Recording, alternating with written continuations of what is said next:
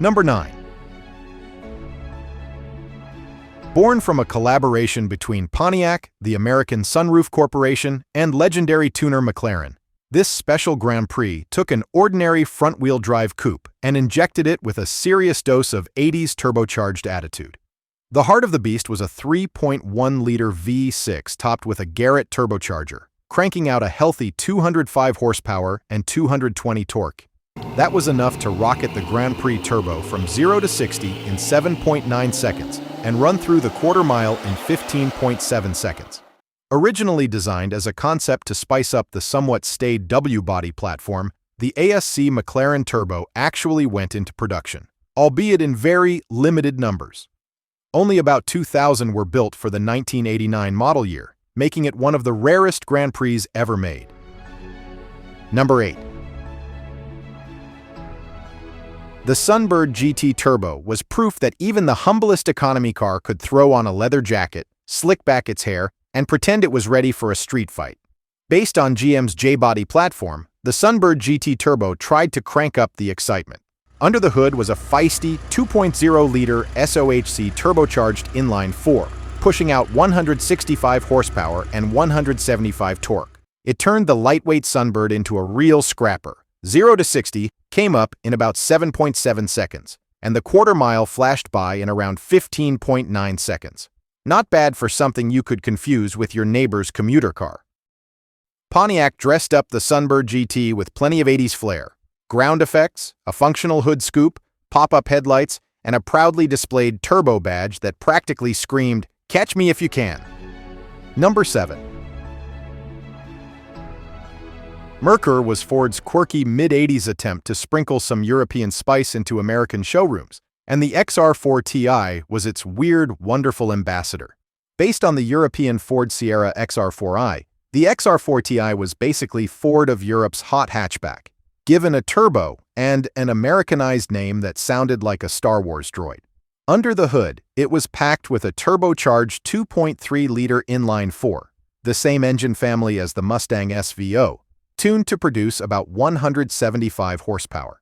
With a manual transmission, it could sprint from 0 to 60 in around 7.6 seconds and blaze through the quarter mile in about 15.5 seconds, making it pretty spicy for mid-80s import competition. Despite critical praise for its handling and performance, the XR4 Ti struggled with its high price, confusing branding, and a dealer network that sometimes didn't know what it was selling. Number 6. In the early 80s, with gas prices high and emissions regulations tightening, Ford's Special Vehicle Operations team decided to build a Mustang that emphasized handling, balance, and technology, rather than just brute V8 power. Enter the Mustang SVO, packing a turbocharged 2.3-liter inline-4, making 175 horsepower and 210 torque. It wasn't all about numbers on paper either. 0 to 60 came up in just 7.5 seconds, and the quarter mile zipped by in the mid-15-second range. Not bad for a four-banger Mustang wearing bifocals and track shoes. Fun fact, you could adjust the turbo boost from inside the car with a simple twist of a knob. It was like a real-life video game cheat code. Number 5. Born during Carroll Shelby's second dance with Dodge in the 80s, the Daytona Shelby Z took the already sporty Daytona and cranked the attitude way up. Under the hood was Chrysler's 2.2-liter turbo 2.4-cylinder, belting out a lively 174 horsepower and 200 torque. With a slick 5-speed manual, the Shelby Z could rocket from 0 to 60 in about 7.3 seconds and rip through the quarter mile in 15.7 seconds. Fun fact, despite having Shelby's name slapped on the trunk, the Shelby Z wasn't hand-built by old Carroll himself. It was a factory-built hot hatch, meaning you could stroll into a Dodge dealership and feel like a race car driver on a budget. The Daytona Shelby Z was one of the first American cars to offer an optional adjustable suspension system called computerized ride control, way before that sort of thing became mainstream. Number 4. GLH stood for Goes Like Hell, and the S.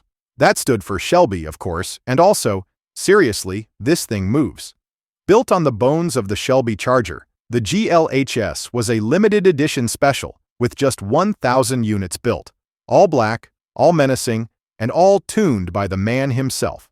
Under the hood sat a 2.2-liter turbocharged inline-4 known as the Turbo 2, cranking out a hearty 175 horsepower and 175 torque. In a lightweight 2,500-pound box with a short wheelbase and a manual transmission, it was a recipe for spicy fun. This little monster could sprint from 0 to 60 in just 6.5 seconds and blaze through the quarter mile in about 14.9 seconds. Impressive numbers for a 1980s front driver. Each car was numbered with a dash plaque and came with its own Shelby Automobiles production number. Not a Dodge badge in sight. Number 3. The Omni GHS was Carroll Shelby's turbocharged mic drop on the world of affordable performance. It all started with the Dodge Omni GLH, but Shelby wasn't satisfied with just hell. He wanted to go like hell, some more. So in 1986, Shelby took 500 GLHT Omnis and transformed them into GLHS models at his own Shelby Automobiles facility in Whittier, California. Under the hood was a 2.2-liter Turbo 2 4-cylinder engine, similar to the Charger GLHS, a massive leap for a little 2,400-pound hatchback. Mated to a 5-speed manual, this black box of fury could rocket from 0 to 60 in just 6.5 seconds and blast through the quarter mile in a respectable 14.8 seconds. It was the first car Shelby built under his own name since the legendary Shelby Cobras and Mustangs of the 1960s. Number 2. Born as the ultimate evolution of the already potent Grand National, the GNX was Buick's way of flipping the bird to the V8-powered Elite. Developed in partnership with ASC McLaren, the GNX took the standard 3.8-liter turbocharged V6 and cranked it up to a fearsome 300 horsepower and a stump-pulling 380 torque. In real-world testing, the GNX could rip from 0 to 60 in just 4.7 seconds and run the quarter mile in 13.4 seconds, making it one of the fastest American cars of the 1980s. Yes, faster than a Corvette. Only 547 GNXs were built, all painted black, all with that signature Darth Vader presence. Number 1. This wasn't your average third-gen Trans Am. To celebrate 20 years of the Firebird Trans Am, Pontiac borrowed the turbocharged 3.8-liter V6 from the legendary Buick GNX, slapped it into their sleekest coupe, and made a car that could leave jaws and tires smoking. The intercooled V6 was rated at 250 horsepower and 340 torque. The vehicle could rocket from 0 to 60 in around 4.6 seconds and blaze through the quarter mile in 13.4 seconds, quicker than nearly everything else coming out of Detroit at the time.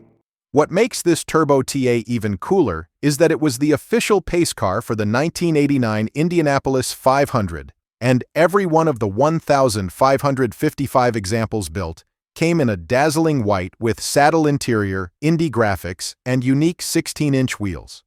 All were automatics, because with that much torque on tap, shifting was optional, and probably dangerous to the driveshaft.